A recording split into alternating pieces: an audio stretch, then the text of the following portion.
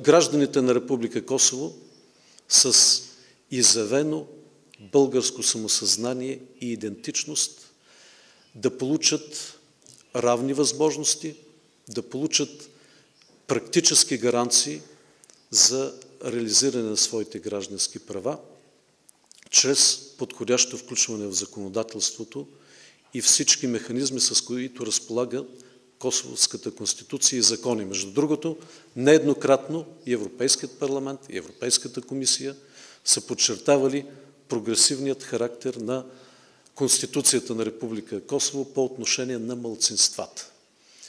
И България очаква държавното ръководство да намери необходимите механизми, така че българската общност в Република Косово да има равни възможности, защита на своите права и възможност да ги практикува в обществения, икономическия и културния живот на страната.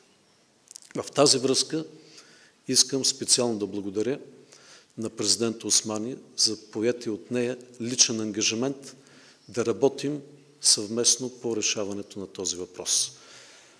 Благодаря ви, госпожо президент.